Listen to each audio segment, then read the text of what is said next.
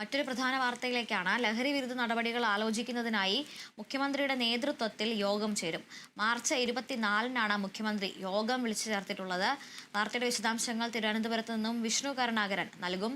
വിഷ്ണു, സംസ്ഥാന വ്യാപകമായി ലഹരിക്കെതിരെയുള്ള യുദ്ധം പോലീസ് അടക്കം വ്യാപിപ്പിക്കുമ്പോഴാണ് ഇപ്പോൾ മുഖ്യമന്ത്രിയുടെ ഭാഗത്തു നിന്നുള്ള നീക്കം.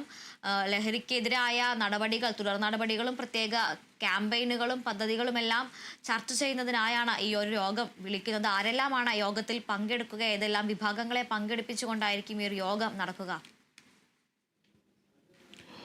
അതുല്യ, ലഹരി വിരുദ്ധ ക്യാമ്പയിനുമായി ബന്ധപ്പെട്ടുള്ള യോഗം മുഖ്യമന്ത്രി ഇപ്പോൾ വിളിച്ചിരിക്കുകയാണ്. ഈ മാസം 24-നാണ് യോഗം ചേരുന്നത്.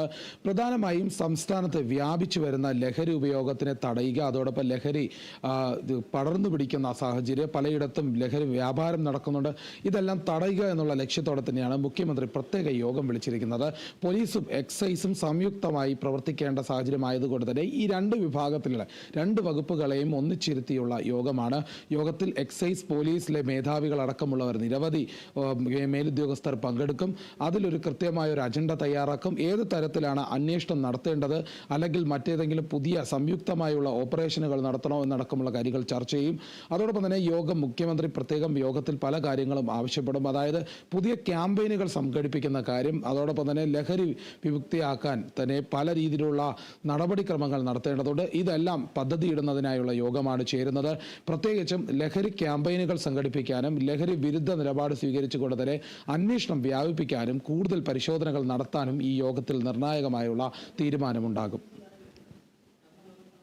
ശരി വിഷ്ണു, എന്തായാലും സംസ്ഥാനത്തെ കഴിഞ്ഞ കുറച്ച് ദിവസങ്ങളായി വലിയ രീതിയിൽ മുറക്കിയിരിക്കുന്ന ലഹരിയെ കുരുക്കഴിക്കുന്നതിനായി ഇപ്പോൾ മുഖ്യമന്ത്രി യോഗം വിളിച്ചിരിക്കുകയാണ്. മാർച്ച് 24-നാണ് യോഗം ചേരുക.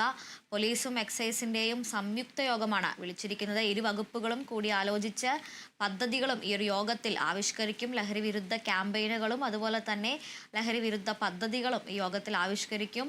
വാർത്തയുടെ വിശദാംശങ്ങൾ നൽകിയത് തിരുവനന്തപുരത്ത് നിന്നും വിഷ്ണു കരുണാകരനാണ്.